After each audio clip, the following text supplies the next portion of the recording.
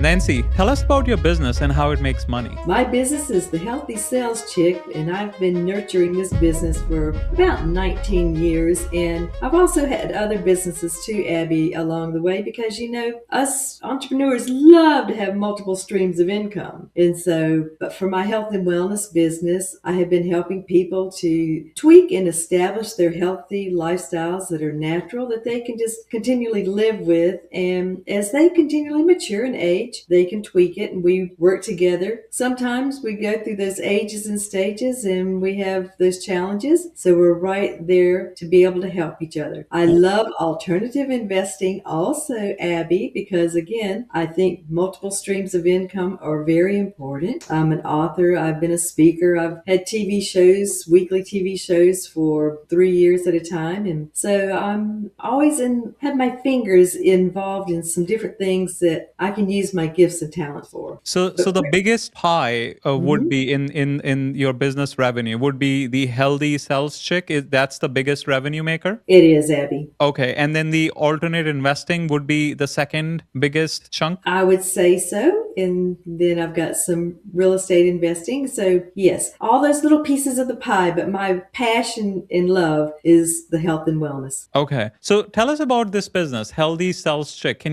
we dig deeper and tell us how you help others? Absolutely. One of the things I think that people don't realize is that, in this day and age, that healthgevity and longevity have about a 10-year gap. Most people are living about 10 years in unhealthiness before they transition. And so also people that have gone through some illnesses or accidents, I love helping them to rebound faster, Abby. And I have a real heart and passion for cancer thrivers. My father died of blood cancer when I was 9, and my oldest brother, John, died of leukemia at 22. In fact, he discovered his own leukemia. He was studying to be a doctor and lived 2 years longer. So cancer thrivers are near and dear to me. So my business is, when I meet with people, I want to hear what they're doing that is doing really great, taking care of their own healthy lifestyle, and celebrate that. And then find out from them what areas that they're having challenges in currently, because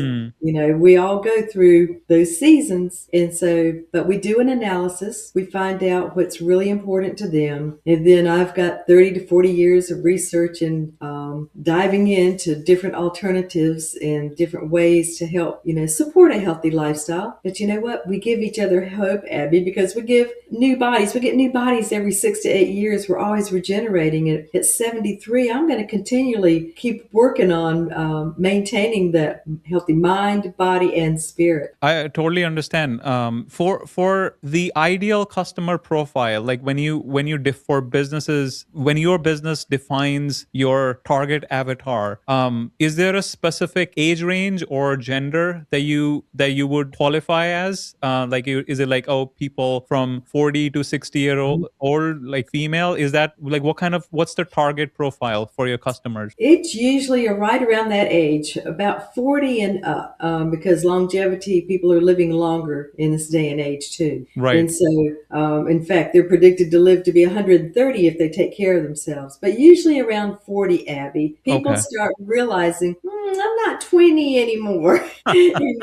Yeah. I'm starting to feel some things, and starting to want to slow the aging pace down. Right. How are you finding these customers? And also, is this primarily a coaching style consultation, or is it more product based? It is both. It really is. And how I have been crossing paths with potential, I call them PCs, potential clients or customers, is through a lot of networking. I've been leading networking groups over 20 years. I do a lot of going to different places to meet people. And again, on podcasts, I really think it's really important for people to hear somebody's heart when they're talking with somebody. But I think, and I've done some ads and things like that, on some social media, but really the most clients that I get are through connecting on some social media platforms, and then also through really networking. And in this day and time, we can network around the world 24/7, but I don't do that. So it's mostly organic. So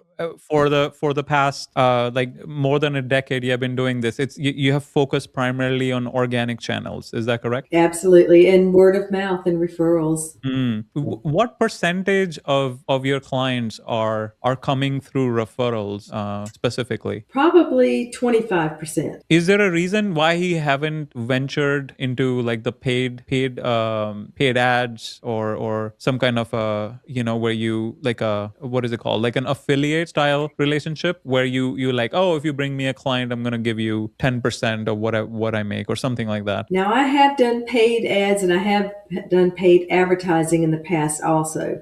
And especially when I looked at the ROI, it was not anything like compared to what I invested into it, Abby. Mm-hmm. But when you say affiliate, that's very interesting because I have not really gone down that avenue in Mm, fully. I mean, I know there's platforms out there and that you can just have tons and tons and tons of affiliates that you're still marketing for other people and you're right. still, putting it out there, having that information available. So that's really interesting when you say that.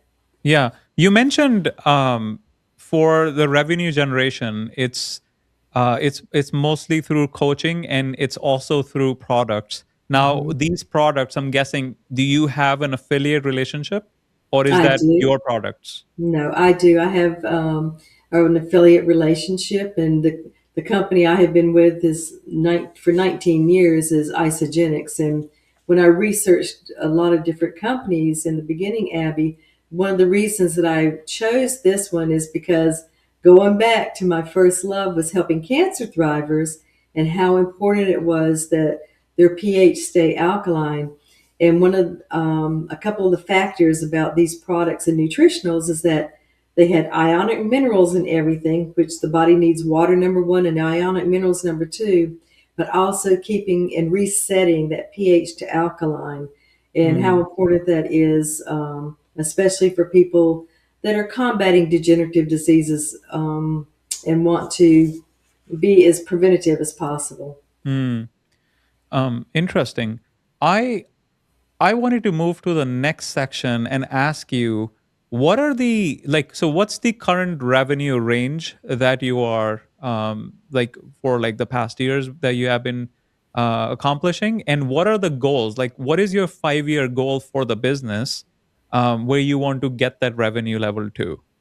Okay, well, so I've been in the six figures for years.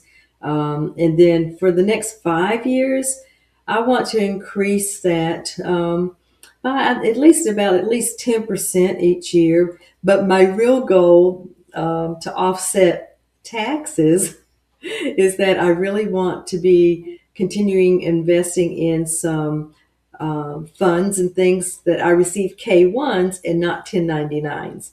So I Right. really would love to look to see ways to really have that tax strategy, Abby. And so, but for my businesses, I want them to continually grow, but I want to have those other alternative streams of income to be able to set it off and offset the taxes. Right. Okay. So you're looking to become more tax efficient, but from the revenue side, you also want to steadily grow at a 10% rate annually. Is that correct?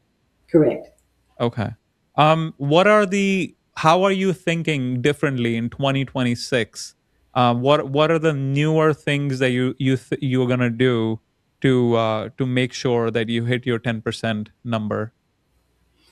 Well, I'm currently working with a couple of gentlemen that we are working on creating a very interesting, evolving community for heart centered and caring entrepreneurs with a presence in the metaverse for businesses for the future.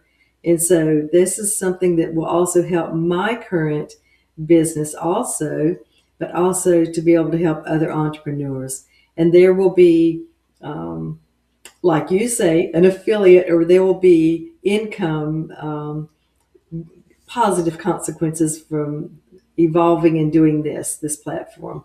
So that's one way. And then also, I have increased a rental part of my streams of income. So that's something else in 2026. And I've got another one too. So I started investing in a different fund that I'm receiving right now 17%, but Oh, wow. it's not a K1. So, Now, and K1 is a part, you're looking for more like a partnership type returns, right? now K1s are investments, or when you are using land or different real estate that has the K1 capabilities to have, whether it's multifamily or if it's something that has to do with um, investing in like senior centers or senior cares, or there's a lot of different um, properties, but also there's the property, they call it dirt. You're investing in dirt. And so that's Right. something I'm looking at right now too, is what that looks like with I think the simpler we can keep our life, Abby, and whether it can flow with ease, the better. Right. Because as we continually mature, we want to have more fun, because just for even example, you've got more time ahead of you than I do. And so I want to continually enjoy and flourish and have a great time over the next few decades. Right. So, okay, I see. So the goal essentially is to increase the passive side of the portfolio. So you're getting Hmm. more passive income, right? So you have to put less effort into the active side of income. Is that correct? Correct. I see. Okay. So K1 essentially, so the idea is that it's more tax efficient. Is that the angle? It is. Okay. And is there anything else apart from that I'm missing? Nope, it's really pretty much, it's it's like a fun little puzzle, and that we keep putting together. There's not just one piece of the puzzle. There's multiple pieces of the puzzle, but at the end of the day, I really have loved bringing in income every single week from what you call the affiliate, even through Isogenics, Right. and so that's one of the things that when I leave this planet, that can be passed on as part of the legacy, the next Mm, generation. And when we look at that too, it's not being greedy. We want to live that fun, happy, comfortable lifestyle, healthy, because mm. if you don't have your health, it doesn't matter what you've got. And Right. so, Right. that's a priority to keep in focus. Mm. But at the end of the day, I think it would be so much amazing to be able to leave things for my children and grandchildren. So, Yeah, you're looking at the legacy play. I love mm, it. Um, so the healthy sales check, so that's bringing in the most revenue. We discussed that it's bringing in money through you through coaching sessions and through affiliate products, and how mm, you're acquiring customers is by mostly organic ways, by going to networking groups, doing podcasts, and 25% of your customers are also referrals. Is that correct, correct? correct. Um, let's talk about the alternate investing side. So we briefly touched into that. So you mentioned the K1 funds that you have been investing in, and you also have. Did you mention you have a rental business? I do. Okay, so is it like just like a single family home that you rent it out? It's an apartment area. Hmm. Okay, okay. So you have that. Anything else that classifies under alternate investing? Well, yes, I've been, I've been going, yes. Um, so I've been investing in a fund that is a white label protein that has been Interesting. being distributed to main stores like Costco's and those types of things. So I've got a self-directed IRA, which I think has been a really good move that I did several years ago too. And so taking monies that you already have that you can arbitrage your own money to be able Mm, to make money is a right. really good mindset to think about. And leveraging educational information. I think everybody should research. In fact, I was a researcher for the government before I got kicked out 40 years ago to have my son. But anyways, but having that knowledge, wisdom, and understanding, Abby, all three Mm, of those things are very important.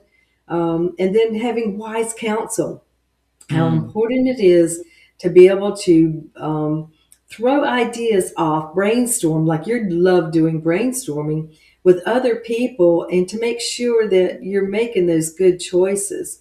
Because I'm just like everybody else. I made mistakes over the years past in investing and doing some things that I wish I could have, reversed and made a different choice. But you know what? We keep on going. mm, And I think that's a heart and a mindset is that we could live with regrets day in and day out. But we have to learn how, I call it BNR, bless and release, the things we have no control over. right. In any kind of investing, it has to be, you have to have that mind and the heart, and you have to have the right attitude and the right motives. And Mm, so having money work for you. I mean, especially having women to understand that money is a tool. And right. it's not, the most valuable thing that we have are our relationships and time. And so we Yeah. want to look at those investments in a smart way, but also have some wise counsel and guidance along the way. Mm. Well, you mentioned some mistakes. Anything you would like to share with the audience so we can learn, or Well, you let don't me want to think. go there? Let me think. Well, I invented something entrusted in an attorney. This is, oh my gosh, 40 something years ago. It was called Shade No More Tears. And I had the whole prototype and everything. I've been an inventor, by the way, Abby, Mm, and part of my past history too. But anyways, but this was an invention that I had created and was going the whole route and everything. Did a nationwide research on it and had all the things and had non compete, signatures done before I exposed it to people. But that attorney, I think, was not honest because one of the companies that I had shared with and gone through the whole process, they came out with my exact invention a year later.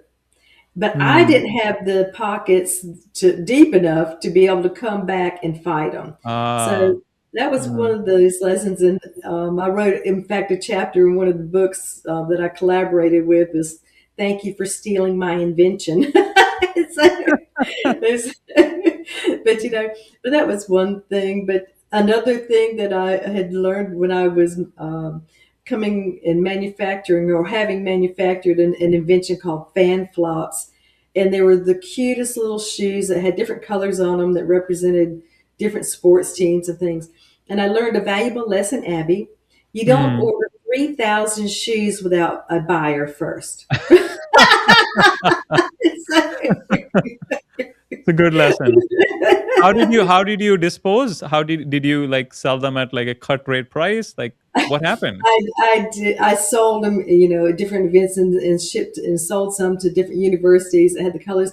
But at the very end, my stock that I had left over, I sent it to two different orphanages, one in Mm, Nicaragua and one in South Africa. And mm, so they went to a good place, especially the one in Nicaragua, because those precious children lived in a dump. And those children's feet were so corroded with just yuck. And they couldn't wear tennis shoes, but these were the cutest little flip flops. And so they went to that orphanage, and it was so funny because I could just imagine those children walking around there with these cute little flip flops on all the yeah. colors. Mm, But that was how I just closed that business out and got rid of the leftover stock that I had, yeah. and you know, Well, at least you have a good story to tell now, right? yes, I do.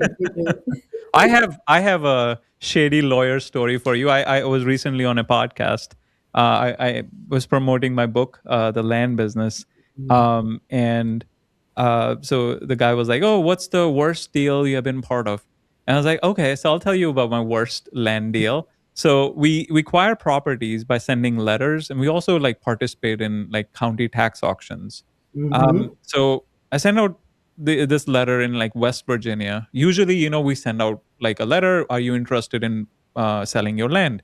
And they usually people are like, well, yeah, and we go back and forth on negotiation. It takes like few weeks, sometimes months worth of negotiation before we agree on a price, and then we buy the property. So in this particular scenario, the person who received our letter was a lawyer, and he was like, "Oh yeah, so the property was worth like 22,000 dollars." And we were like, "Well, we can offer. We usually start with like a low ball offer, because we know we start with low and then we'll meet somewhere in the middle. So we start, well, we can give you 4,500, right?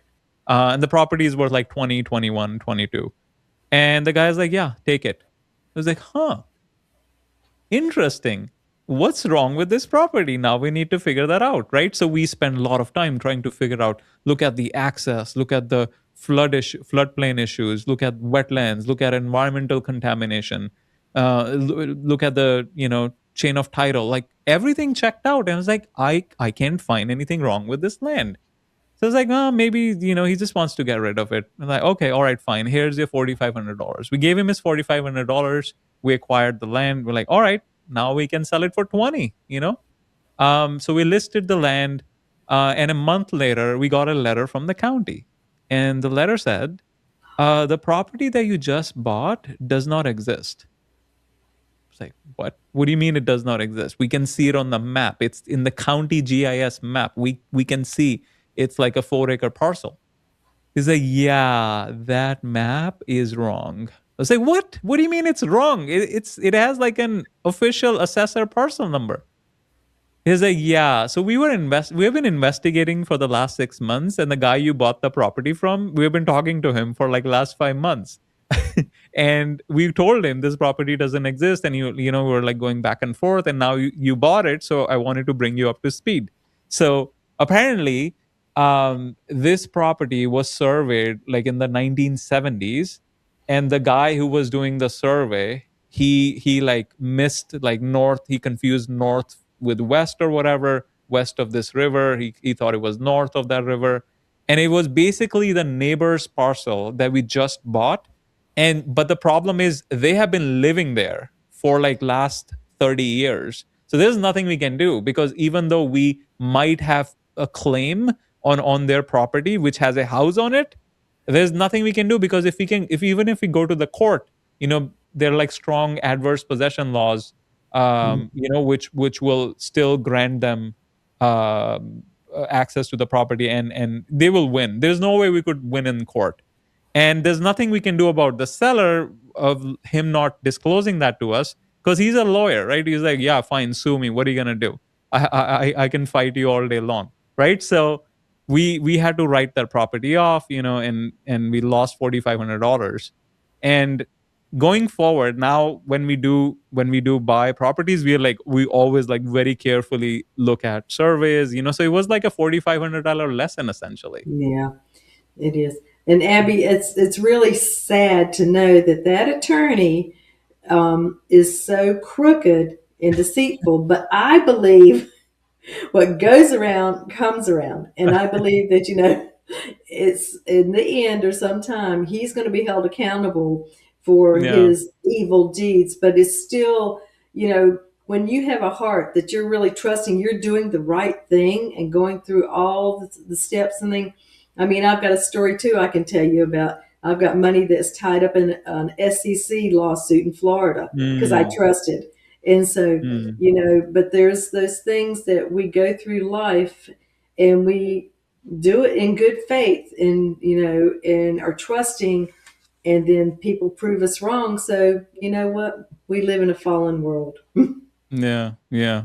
Um, I wanted to ask you. So we talked about your business. The main business, Healthy Cells Chick. How you're doing really good, and it's mostly through organic channels. You have set up this goal of like 10% yearly increase. Tell me about the constraints and what's holding you back. Like what's preventing you from going from what you're doing this year and like 2xing it? Why restrict at 10%? There must be some constraints. So let's talk about those. Okay, and it's a great question too, because things are not the same in marketing. We know that things are not the same all over Hmm. the place, especially since AI has entered the. I mean, it's been around since the '60s, but still, since it's Hmm. now has become so prevalent in businesses and everyday life, and we I was on a webinar the other day with a gentleman teaching about AI and about all these different assets and these other different softwares and different things to help you. And when you start out with your chat GPT, to make sure that you set your levels to privacy and before you create content, all kinds of things. Hmm. And so marketing, just like you were talking about a few minutes ago, about why would you not do paid advertising like through Right. Facebook ads, different ads and stuff like that. Um, because people are not buying the way they used to either. They Yeah. are using, they pick up this second brain that we have, and just, it's got AI on it and it's got things on it that you can, ask questions. And so I think having AI, somebody said a great statement the other day, said, how many people do you know that have made money using AI? That AI is running their business and bringing in money for them. And I Hmm. thought, that's a really good question. I mean, AI is there to help save time when you are Right. creating, like you're talking about, Yeah. content or ads or posts or whatever it is to go out, or even correspondence. Um, Hmm. and we know that using AI videos brings you a lot higher, and that how we have to stay in tune with how things are evolving. So I think when you say what's holding me back is that I'm having to just, look to see how I can start leveraging AI in a way that is going to help save that time, but also utilize some of the different ways for it to go out so it has higher eyeballs seeing it. I mean, Right. people, their attention span is like a gnat. Yeah. Yeah. It's Totally. 3 seconds. If you don't catch somebody's attention in three Yeah. seconds, then they're on to the next thing. So having AI help with some of those things and utilizing some of the tools that AI can provide on the different platforms is where I'm looking right now to again learn and to be able Hmm. to, put into practice, because everything we do is, practicing. We're always evolving. We're always in a transition state. But, as long Right. as we keep forecasting and we look towards the future and to see, how people are doing business, we have to stay up with it, Abby, or we're going to be left behind. Yeah. Okay. So AI is one of the potential solutions, but the constraint is that marketing or the conversion is not the same as it used to be. Is that correct? Mhm. Correct. Okay. Any so marketing, okay, so we're going to talk about marketing in our strategy, which is the next segment. Tell me more about any other constraints that come to mind apart from marketing not being as effective. One of the other constraints I think is for people, if you don't have a plan, then you plan to fail. But anyways, when you are having time constraints, when you look to see how much time that you want to invest, because time is an investment into what you're doing, I think that's another area that I think I had mentioned to you that for the last several years, last 5 years or so, I have been a full-time caregiver for my husband that had Lewy body Mm, dementia. So that was 24/7 high alert. And so since he transitioned to heaven last April, then I have been getting back into using my time again and allocating my time to where I want to invest it and to spend it. mm, And so I think that is one of the restraints that for myself too is I'm getting in back into a new environment, a new season, then allowing myself the time to set aside to go, this is what I need to be doing here, this is what's, and then you can see the return. So, I mean, again, I like researching, I like knowing, and I like learning. But I'm Mm, also want to leverage again those people that have been there, done it, and they know what they're doing. I mean, I think all these people, and you can attest to this, especially even on your show too. Um, all the jobs that AI is, people are losing because of AI is replacing things they're doing.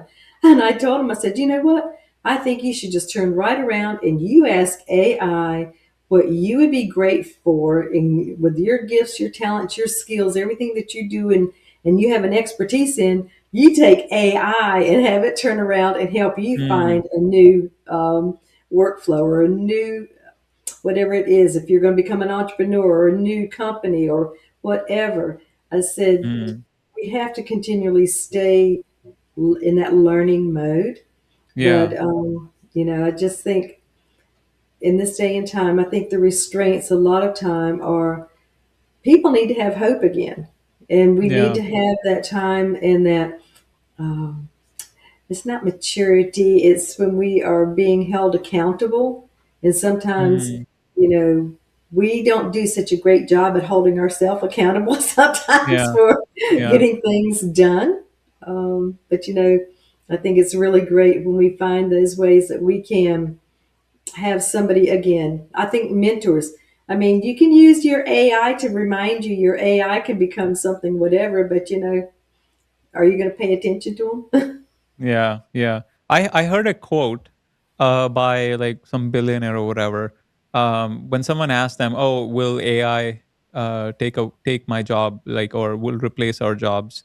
And he said something like, paraphrasing, he said something like, people who learn how to use AI, like who can use AI to improve themselves and use those tools to get better, will continue to progress in life. But people who refuse to take AI's help, right, and just see AI as the devil, right, as something they're like against, right, they're gonna be those are the ones that are at risk, right? What do you think of that I philosophy? agree. I agree completely, and it made me laugh because I've got a friend that he's on LinkedIn also, and what he has been doing for 6 months is helping people. I call them AI victims when that they've lost their jobs, but he's been holding training sessions and things to help those people to Hmm. learn how to use and leverage AI. And I think he's exactly right. It's just like it depends on you. If you want to continually thrive and to grow, I mean, if you're satisfied with the way things are, then don't learn, don't evolve, don't. But you and I both know the cost of living continually goes up, the cost of different things. It costs a lot to die too, Abby. So, it doesn't end just because we die. There's some of that aftermath too.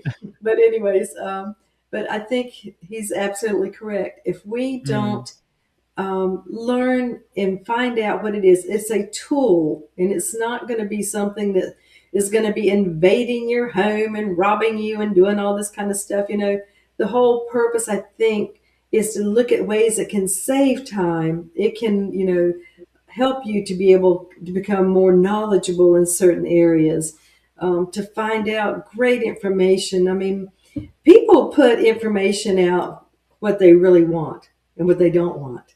I mean, yeah, I don't jump into social media and get down rabbit holes or anything like that. But people are talking about everything, and all AI is doing is just vacuuming it all up. And just all you got to do is say, what's really bothering people right now? Is it anxiety and depression? What is it that's are they concerned about their children? Whatever it is, because those are the things people need to have help with and guidance with. yeah, So they will tell you real quick, what their challenges are, and what they have, some fears about for the future. Yeah, no, totally agree. So Nancy, let's move on to the final section of our podcast, which is the strategy, right? The brainstorming. Um, so I'm gonna like give you an anecdote from my life. So I buy and sell vacant land. That's our business. I just wrote the book, as I said, the land business, where I talk about the principles you need to build a scalable land business. And a lot of times, so I also teach people, as part of the mentorship. A lot of times people come to me and they will be doing like 20 different things. And now obviously, you are in a totally different spot. You are more like, you've already accomplished so much, and you're just looking to free up time. I'm talking about people who are like 5 years out of college, or like 10 Mhm. years out of college. Like they're young, very young, in early 30s, or mid 30s. And they'll come to me and they'll say, oh, I'm doing rental. So I have like a couple of rentals. I'm doing Airbnb. I'm flipping houses. I'm in crypto. I am doing this. I'm doing that. And now I want this passive income from land flipping, buying and selling land. Mhm. And I was like, okay, so how much time do you think you can dedicate to it? He says, well, I have like all these other ventures. It takes me like 40 something hours. Oh, by the way, I also have a 9 to 5. Like, oh, okay. So I have like all these hours already spoken for, and I can put maybe like 8 hours, 8 to 10 hours. So I was like, okay, so you're saying you're going to come in, you're going to put 8 hours per week, while there are people who are like me who are doing this full time, like 12 hours per day, right? 13 hours per day. And then you're going to compete with us, right? And make the amount of money we're making, right? Like, that sounds delusional. Does that make any sense, right? Um, right, like, Yeah. so that's like the advice I usually give to my students, who really want to build something great, but they don't really want to like focus, because it's just so easy to be distracted these days, right? Like, you Mhm. have so much experience, I'm sure you can attest to this. Like, it's easy to make money if you're like focused on one thing. Like, you have been doing this healthy sales check. You said you've been doing this for 19 years, right? um Mhm. if you're not focused, right, it's hard to compete with people who are, right? So Correct. that's my usually generally what I give advice to my students. But obviously, you have different goals. You have tons of experience. So the question for you is, do you think if you were to focus on just healthy cells check, as opposed, and you know for a second, if you just forget about all the alternate investments and just stay focused on one, will that significantly increase your revenue? Or do you think at this point you rather stay diversified because you want to have more of a lifestyle style business? That's a great question, Abby. So, um, because I love having the alternative investments, but when, just like you were saying, once you get that done and you've got things, then there's a lot less maintaining to Hmm. do, because those are set in, for certain time periods or whatever. And then, focusing more on, my health and wellness. And I do want to do that because it's near and dear to me. It's one of the things that I absolutely love doing, in helping people to feel better, and just, ages and stages, and just whatever it is, for their health. But I would love to be able to leverage AI to be able to help Hmm. me, and accomplish that, if that makes sense. So, Yeah. brainstorming some ways that, because I've heard, if I had an AI assistant, said everybody needs an AI assistant, I'm sitting there going, Well, yeah, I'd love to have one just to go through my emails and do all get rid of all the junk emails and stuff. But also, those emails and things are people that I can also turn right back around and approach to them, to promote my business also. Hmm. Yeah. That door goes both ways. And Yeah. so even people that I've had and interviewed over the years, and I've got a lot of databases of, connections and contacts, and I'm getting ready to set up a new system with e-relationship, which is going to be, I can't wait to see how that's going to improve my business. And that's something that I've just even last week have started learning more about that Hmm. platform. So Yeah. I'm always in the learning process, Abby, and exactly what you said. Are you just going to stay focused on this? And I think if I um, chose to just say, okay, every week, this day, this time, I'm blocking it out, and this is what Hmm. I'm going to focus on doing this just to improve and to grow my health and wellness business, then I think there would be a difference. Yeah. No, that's what I think too. Now the question is that something you want to do? Because then it's gonna take more time as well, right? As the business grows, it will be more demanding, as you already know. Mm-hmm. Um, I want to touch on this AI thing because I feel very passionate about it. So I want to dig a little bit deeper. What is because based on the conversation we have had so far, my understanding, correct me if I'm wrong, my understanding is the value that you add to other people's life is more through FaceTime. With like Nancy has such a big personality, she is like full of energy, she's like outgoing, right? The energy that you're bringing to the relationship with your customers, that is the value add that Nancy provides, not the AI assist features that she'll be using. Is that correct? Mm-hmm. I believe that's true. Mm-hmm. Right. So I mean this I'm just like thinking out loud here that is I know AI is going to help like save you time, but you Mm-hmm. also don't want to lose the unique USP, unique selling point of what makes Nancy Nancy, Mm-hmm. right? So that's what I'm like thinking out loud, that you're going to these networking events, you're doing all these podcasts, you're getting like quarter of your customers, which is like a really big deal. It's like even we don't get quarter of our percentage of our customers through referrals, so this is really good.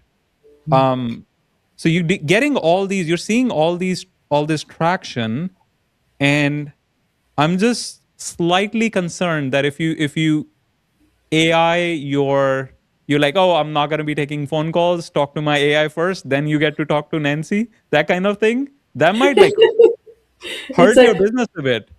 Yeah, and but No. maybe even just like you're talking about, Abby, so maybe it's doing more like 30-second, 1 minute little videos of fun Hmm. little things, healthy tips and healthy stuff, or whatever it is, and putting out more of that. So Yeah. people get to see. I mean, I have a TikTok thing, and every once in a while I go on there, and I love doing TikToks just to encourage people or to give them some tips and things like that.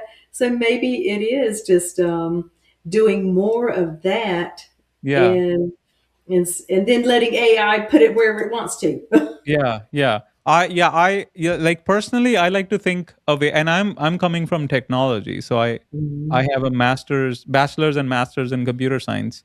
So I mean I have written code that like talks to AI. So um I have like in-depth knowledge on the technology side.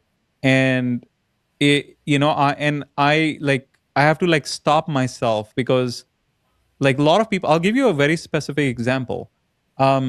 So in the land investing side, there are companies that usually, when a customer calls you to like, oh, I want to learn more about this land, they are now using AI agents. So if you call their company, you're not going to talk to a customer, you're not going to talk to a human, you're going to Mhm. talk to an AI voice, right? Mhm. And the reason they're doing that is to save like $800 per month. And I'm like, okay, so yes, you're saving $800, but what about the potential loss? Because a lot of people will be like, they're gonna hear AI voice, you can tell it's not a real human, and you don't want the AI voice to pretend to be a human either, because that's disingenuous, right? So it's like, all right, fine, you're saving $800 every month, but at what cost? Like, how are you tracking the amount of revenue you are losing because Mhm. of implementing this AI feature? So you have to be careful. Like, even I am like all about automation and AI, but I also don't want my goodwill in the marketplace to get damaged, right? Yeah. So that's like one angle to think about when you do go deep in the AI rabbit hole. Mhm. I mean, we still use AI to save time. We use ChatGPT to help us with marketing copy, to edit chapters in the book and in our blog posts, right? So all those sorts of things. AI assist is what we call it, right? So we love having AI assist us, but we don't want AI to represent us, Mhm. because I don't know. Absolutely. Yeah, Yeah, I don't know if you. people need people, Abby. Just like Yeah, at the end of the day, people still need people that really care about them and really want what's best for them. yeah. And you know, Even more so these days, right? mhm. Because Yeah. like a lot of times, like I'm seeing like on YouTube, I see a lot of comments, people saying, "Oh, I'm so glad this is not an AI video," because everyone is churning out AI videos these days, because it's so easy to produce, right? Everything is Mhm. automated. You just feed everything. The voice is automated. The video is automated. The script is automated. Like, everything is AI, right? So Mhm. you need even more human connection, human relationship, and I think that's where your true value add, right? Mhm. The success you have had so far, I think this is the time to double down on it, right? Go, as you correctly pointed out, yeah, do even more networking, go to even more podcasts, produce even more content, and yes, use AI to edit, use AI to post, yeah, because that's AI assist. So as long Mhm. as you stay in the AI assist mode, I think that has the potential to, like, not just increase your the revenue by 10%, but maybe even 2x it by Mhm. 100%. And I mean, Mhm. you're such a good personality. Like, I love talking to you. I'm sure your customers do too, right? So you're just like a very likable personality, and I just don't want that to diminish, because, oh, I'm gonna have save time, talk to my AI, I don't have time for you. This is my avatar. Talk to her. What was it? That talk to the Exactly. hand instead of Talk talk to to the the hand. hand. Talk to Yeah, my exactly. avatar. Yeah. Exactly.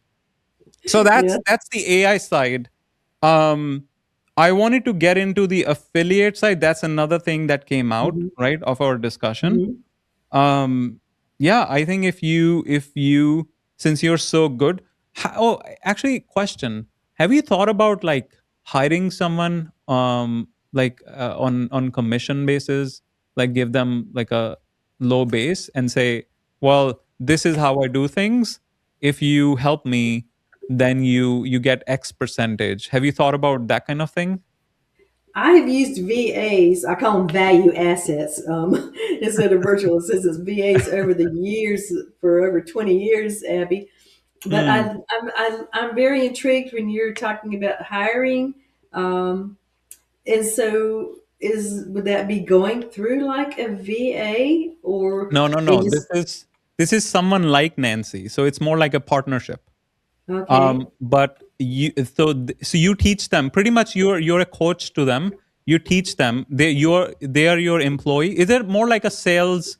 They do the sales for you, and they do the sales implementation. Like, this is like one of the coach that works under you, so they make good amount of money, and then you also get a percentage of that, because it's under the Nancy White brand or the Healthy Cells Chick brand. I So like that, that. yeah, that kind of arrangement, because Mhm. then, because you, as you correctly pointed out, you have limited amount of hours in the day. Mhm. um and so if you, so like right now, if we tripled your clients, right? Say you have X number of clients, we tripled it. Will you be able to help them all right now? Do you have the time? Whew. Let me go. Whew. Right, so it's gonna be, you're gonna get squeezed on your time. So but if Mhm. you had help, if you had like a coach, the Nancy White certified coach, right? So you can split some of the clients with them, and you're like, well, I trained her, right? Mhm. Jennifer, I trained Jennifer, you're Mhm. going to get the similar quality, right? And then you can do, maybe they can take some of the coaching sessions. You do one session with Mhm. Nancy, one session with Jennifer, kind of thing. So alternate, so it splits your time in half. So because I feel like, and that's obviously also, as you said, you're always learning. So that's also a skill that you will have to learn how to like pitch the vision to the Mhm. potential coach that you're gonna Mhm. bring in. Um, but yeah, so something to think about, if you can make that happen, because then you might not even need the alternative investing bucket that you have, and the real estate bucket, and then you have all these side ventures. And I'm getting the sense that it's kind of like taking away your attention from the health and wellness side, which you were really really good at. That's Mhm. what I'm getting the sense. I could be wrong, but that, what do you think? Um, I think you're correct, but I do like passive income Yeah, also. yeah, I like money working I like money working for money and to yeah, increase. yeah, And I think it's being a good steward and to find those ways that it can be continually growing and evolving. So, and it's just like, you're in the land, and I'm looking and researching, investing in dirt and just like you're talking about, yeah, so, those types of things but I want to do that through and having somebody else use their expertise to do it. yeah, And when they create the fund and you're investing in a fund, then they are the ones that are right, controlling and doing all the work.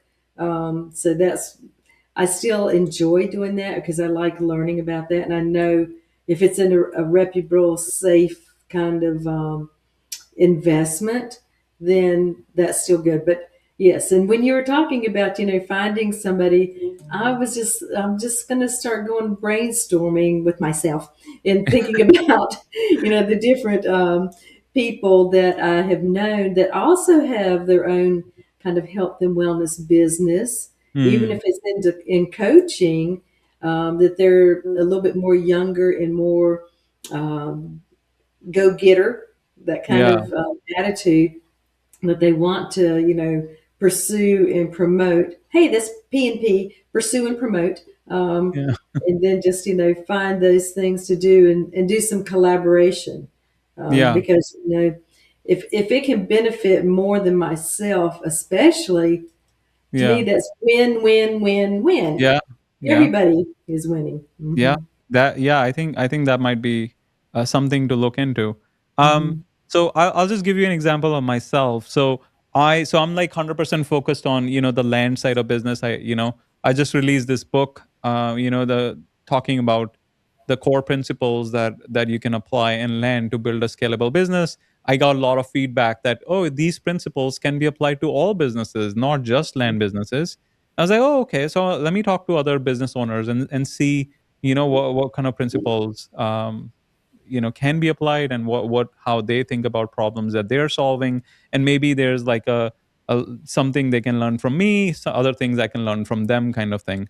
Hmm. So I'm like very focused on the land, the business side of things. And on the passive side, I have like S&P 500, which is like Warren Buffett talks about, Hmm. oh, everyone who is not an active investor should be in S&P 500, because it grows, over the long term. It continues to grow. So that's how I think about passive income. Like, Hmm. I don't even have to think about it, just put the extra discretionary income that I have in like S&P 500, and just let it grow. Hmm. So I like passive dividends I get. It's not a lot, but at least still something. So that's how Mhm. I think about it. And the reason for that is because you have so many opportunities. You can do REITs, right? REITs. You can invest in, like, as you said, like, oh, there's a multifamily thing, or apartment Mhm. buildings, or retail, commercials, right? There's so many different ways to earn passive income. But how do you, like, because you still have to do some due diligence, like S&P Mhm. 500, you don't have to think about it. You're like, oh, these are like the 500 largest companies in the United States. You're not going to go wrong with that, right? Unless there's like a recession. For long term, it's fairly safe. At least that's how I like to think about it. But then there are like black swan events like 2008 and whatnot. So Mhm. barring those, it's fairly stable and safe. And the reason I do that is because it allows me to stay focused on the business side of things. So I don't have to think about that money. I can just stay focused on the business, land business. How do I form? Just like you are big on networking, like going on Mhm. podcasts. Like how do I build that human relationship capital and add more goodwill in the marketplace? Um, so yeah, something to think about. I just feel like you're so passionate about the health and wellness, and you're bringing such a high referral traffic back to yourself. I just feel like it could take off if you were to just stay focused. But once again, that's coming from my perspective. You have different goals. You also have, you want to have some time as well. I like my discretionary time, extra time. I just put it back in the podcasting world, the land world, business world, because it's all fun to me. I'm having Mhm. fun right now. This doesn't feel like work to me. So, so that's what I do. But yeah, something to think about. That, I mean, that was the whole point of the strategy session. So give you some of the alternative thoughts, so you Mhm. can get some external perspectives. So you can think about those things. So to recap, maybe look into like doing partnership with other coaches, or have some kind of certification for other coaches, or have like someone reporting to you where they split their commission with you, right? Kind of thing. And then you also feel good because you shared your wealth and knowledge with them, and they'll be appreciative of, like, oh, Nancy's sharing all these life lessons, and I'm only 24, or I'm only 28. Mhm. I'm like, so, like, I feel like in debt to Nancy. Like, that kind of mentor mentee relationship is very fulfilling, and that's one of the reasons why I do the mentorship thing. Mhm. Because no matter how much money you have, it's not going to bring fulfillment. What brings fulfillment is the human relationships and people. When you see other people succeed, that's like the biggest form of fulfillment, that and it's long lasting. So Mhm. that's the thing, main thing. I thought of it. I thought of, and the other thing is, yeah, AI thing. Definitely get educated, learn about all these AI tools, but just make sure not to have AI replace the magic that Nancy White brings to the table. That's the thing I would say there. What are your thoughts?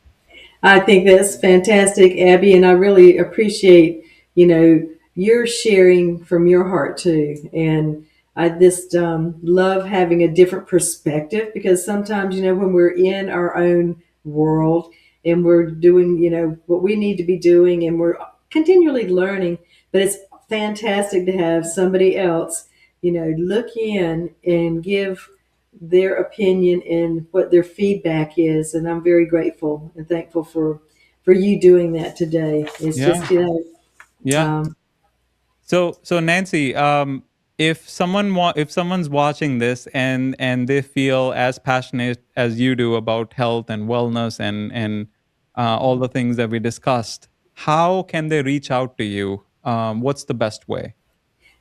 probably just to go through my website, and it's the Healthy Cells. It's CELLS Chick, CHICK.com. It's thehealthysaleschick.com. And there's ways they can reach me through all my social media, or even a connection button. And it is in the process. I've got a friend that is updating it using some AI and some different things. So it's going to be new Love it. modernized. And so, but I think will be great. And again, if there's somebody that wants to meet me and just even potentially examine the possibilities of collaborating, just like you're Mm, talking about, Abby, then yeah. I'm very thankful and grateful for that. Mm. Nancy, I wanted to thank you once again for spending time with me. I know you're very busy. So thank you so much sharing your wisdom, sharing your stories, sharing how your business works. And hopefully, this is like an inspiration to a younger Nancy who wants to be like you. Well, thank you, Abby, and thank you so much for what you're doing. And I believe you to continually have much success because you are sowing that into the next generations, and it will definitely make a big difference. Thank you, Nancy. Appreciate it.